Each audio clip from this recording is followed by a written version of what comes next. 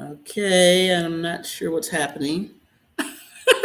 Am I live? Am I live? Let's do it live. We're gonna do it live. Crazy. Um. Okay. Oh wow. Okay. So she's here. All right. So hi.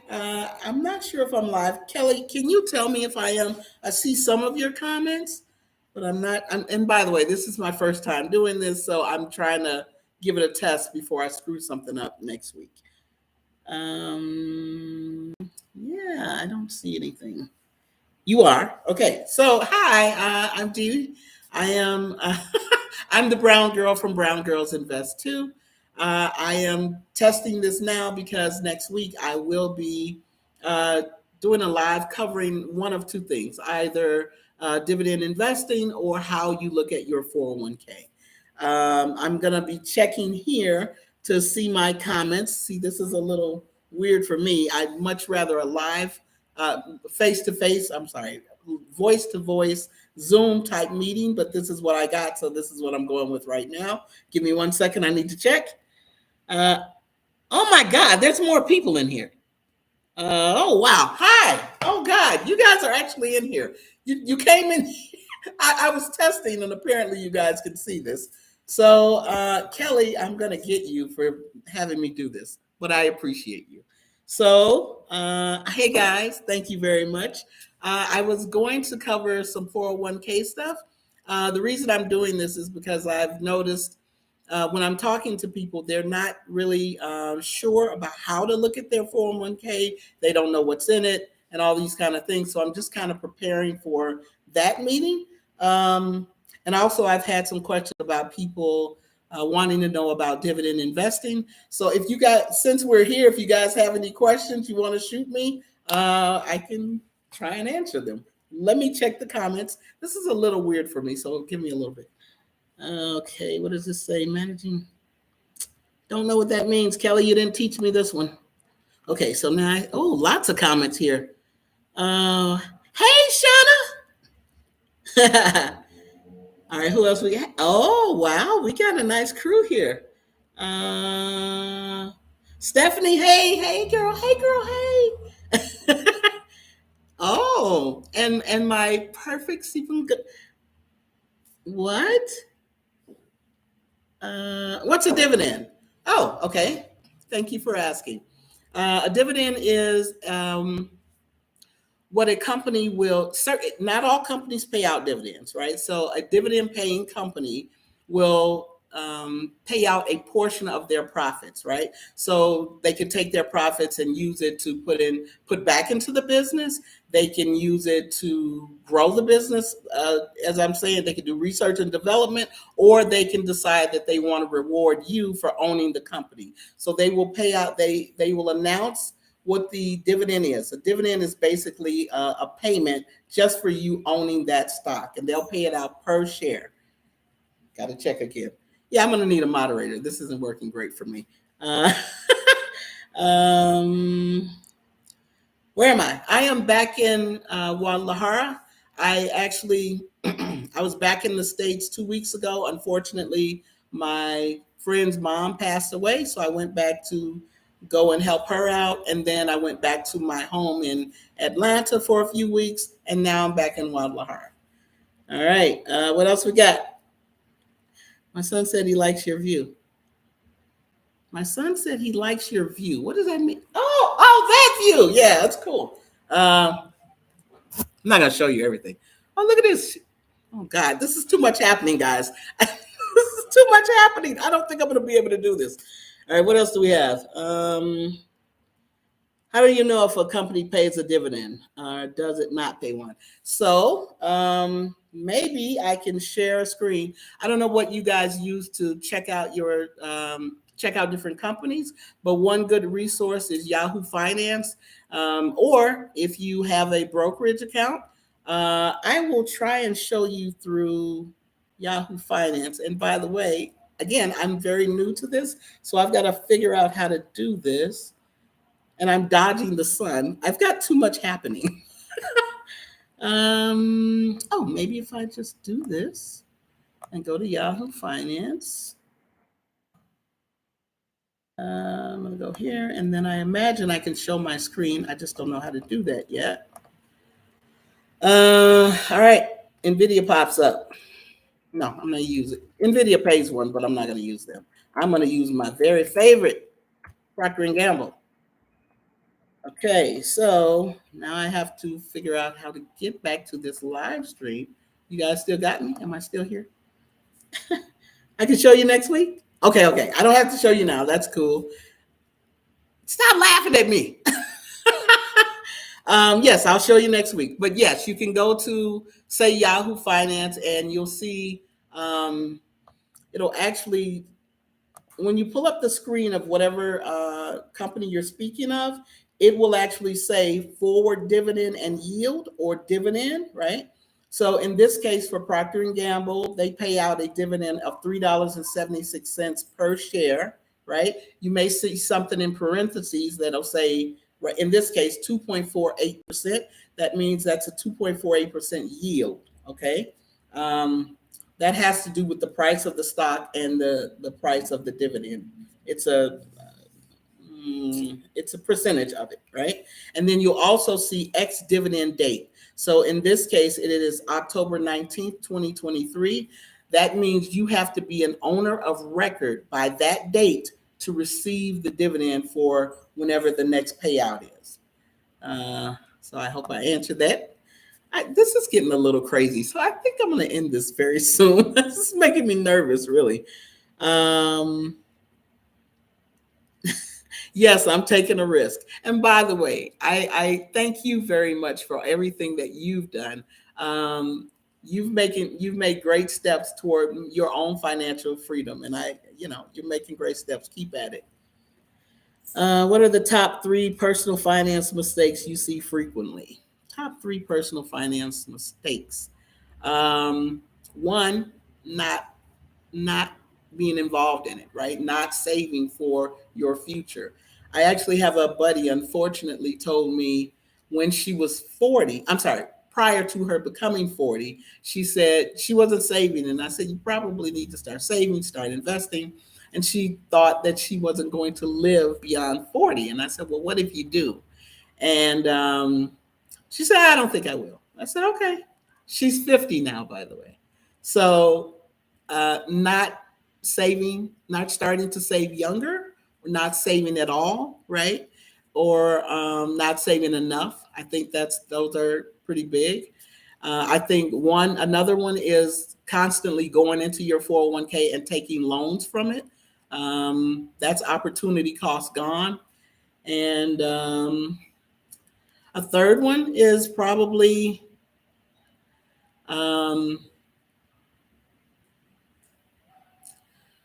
not making money a priority for yourself as a value, right? I see people, I'm not knocking what people do.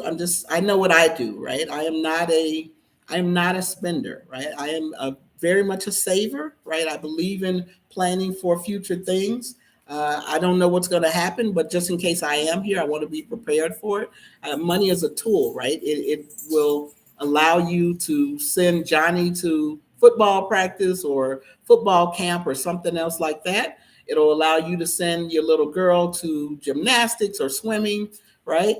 It allows you to take care of the car if it goes bad, whatever the case. I just think you need to be prepared for things like that. Applause, yay. Okay, you guys, I'm feeling really weird about this. So again, this was my first time. I appreciate you guys jumping on. Are you in favor of investment clubs? I am, to a point, right? So to get more people involved investing in investing, absolutely. But you have to have responsible people managing that investment club. You have to have everyone participating. I don't think people should just come and show up and not know what they're invested in, not doing the research to find out what they will invest in coming up soon, right? So I think everyone needs to get involved with the process so that whether they're in a club or not, they can do it on their own, right? And I think clubs like that, or when people develop clubs, when you go home, your kids are looking at you. You're talking to your friends. when they hear about things like that, it just expands everyone else's knowledge and allows other people to get involved with investing as well. I guess I am going to take a question. So let's see what else we got. Anything else? This is where you work out the kinks. Yeah, I'm working out kinks, and it's a lot of kinks right now. Um, what's the easiest way to start buying your first stock? The easiest way is to open up a brokerage account, right? Um, some of the brokerages that I like the big guys. I like Fidelity. I like Vanguard, Schwab, um, Thinkorswim. I'm sorry, E Trade. Schwab now owns Thinkorswim.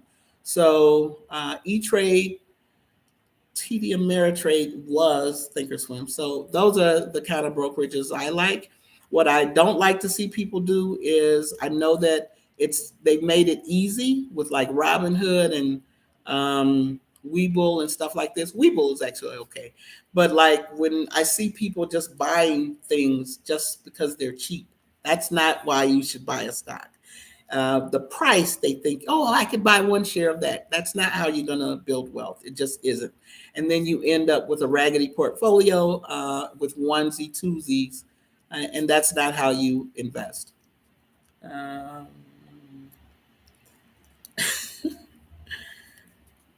Kelly, I'm going to really get you. You rattling these things off, aren't you? I did that one. I did that. Okay, first way to buy a stock, get yourself a brokerage account, and then you buy solid companies. And when I say solid companies, um, it doesn't have to be a sexy company at all. It has to be, for me, it has to be companies that I know or that I think aren't going anywhere. Procter and Gamble is one of them. Johnson and Johnson. By the way, I'm not making suggestions for you to go buy these. I'm just telling you this is how I decide it's a solid company. Procter and Gamble and Johnson have been around since the 1800s, right? Whether there's a pandemic, whether there's some 9/11 event we had, whether there is natural disasters, people are always going to buy consumer staples, meaning they got to buy food, they have to buy toilet paper, they got to buy, dish soap, toothpaste, things like that. Those are companies that are going to be around no matter what. So that for me is a solid company. Um, I see people walking around with all these Apple products. You got 5 or 6 Apple products, but you don't own one share of Apple. I don't really understand that.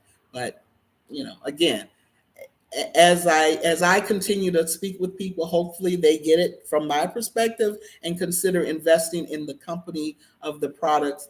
I'm sorry, invest in the companies that own the products that you spend your money on. I'm, Kelly's about to get kicked out right now. I'm kidding. um,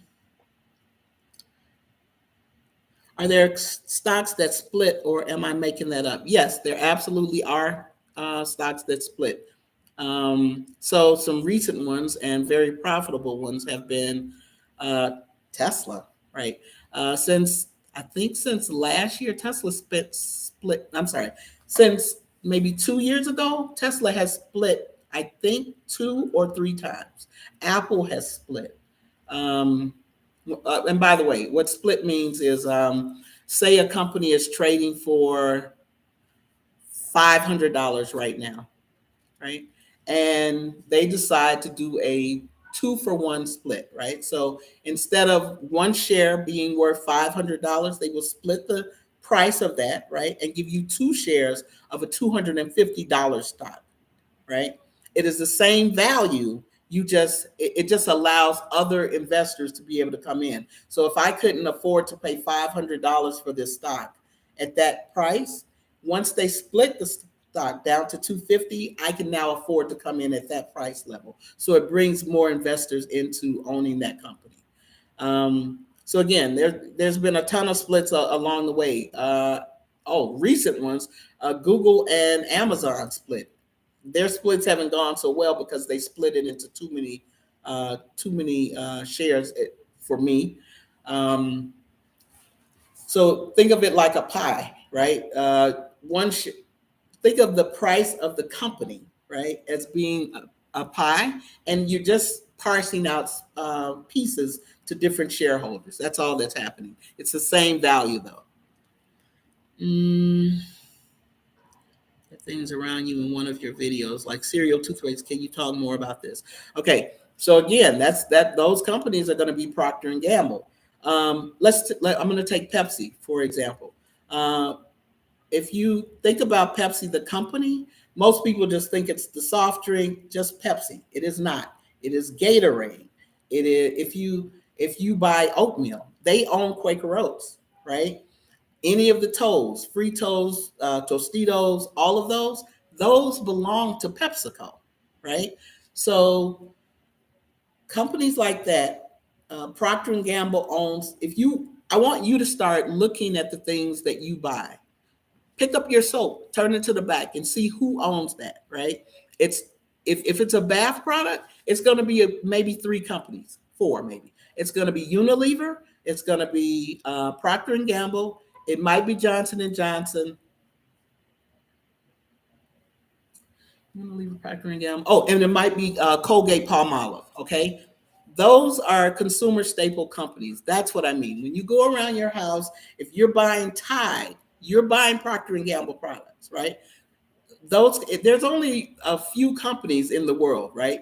And it's a huge chart like this. So you may have about 12 companies, but those 12 companies have thousands of brands within that company. Just start to look at the back of the products that you own, that you purchase. Mm, one on my personal finance. I said I'm gonna charge more for this then. Anyway, let's see. Do you day trade or are you strictly a long term? Okay, I do day trade. Right, I have been not trading as much lately, and that's only because in the last few weeks I've been doing a lot of traveling, and I don't want to purchase something and then have the trade go against me while I'm in the air or while I'm not paying attention. But yes, I day trade. I am a long term investor. I've been investing for. mm, uh, I'm going to say about 33, 34. That's a lie. About 34 years, right? And so I'm a long-term investor, and I do short-term trading. I also will buy and hold something just for maybe a couple years and then get out of it, right? But I do both. I do all. It's not both. There's actually a few other ways. Uh, yeah, that's what you'll get, a raggedy portfolio. S&P 500 companies. What about them? Okay. Excellent website, great webinars, free. Oh, okay. Fidelity. Thank you, Stephanie. I'm not going to kick you out. Maybe. You asked too many questions. I'm kidding. Love the pie analogy. Pepsi also owns Frito Lay. That's what I meant. The toes, free toes. Anyway, yeah. They own a bunch of companies. And they also own Yum Brands. So those are three restaurant brands, and I can't think of the Yum Brands right now, but look that up as well. What else you got? How long have I been doing this? I'm about to get off of this. This is 20 minutes. Pretty cool. Red Red Lobster. Is that a Yum brand? Is it? Some of the best stocks in it are in it. Yeah, that's right. Okay, so the S&P 500 is a self-healing index. What that means is they will take the best companies, best 500 companies, right? And if a company has not been performing over a certain amount of time, or if they fall below a certain market cap, they will kick that company out of the S&P and bring another company in, right? And if you ever see that about to happen, I shouldn't say this. If you have information that a certain company is about to go out of an index and another company is coming in, if you do any trading or if you do any long-term investing, so say if it's a long-term investment, if you find out a company is about to come into an index, um, mutual funds, hedge fund managers, they have to buy a certain amount of different stocks for the constituency that they trade. I'm sorry, that they invest for. So If I know that a company is coming into the S&P 500, then I know there's going to be a lot of buying of that company. And when there's buying of that company, the company's stock is about to go up. And if I find out that a company is about to come out of the S&P, then I know that people are going to dump that company, right? So then I know the price of that company is going to go down. What I just said, if you trade, that is worth gold. So, yeah. I Googled Yum Brands. Thank you very much. KFC, Pizza Hut, and Taco Bell. Thank you. What about supply? Yes, supply and demand. Smart. How do we know when it's happening?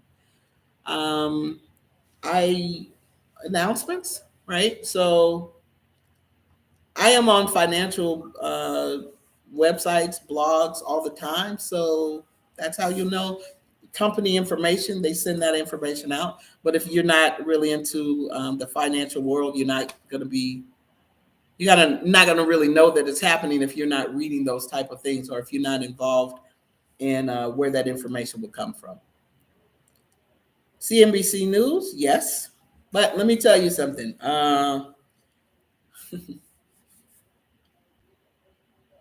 I trade with news, but when I say I trade with news, that does not mean that I have the news on right now. That's not the news I'm talking about. Because if I'm trading something, if I'm day trading something, or if I'm swing trading something, swing trade means I'm going to hold it longer than a day, right? But I don't have to hold it long term for a long time. The news I am speaking of is the news that is coming from the company. I'm talking about industry news. I'm not talking about news that's on the television.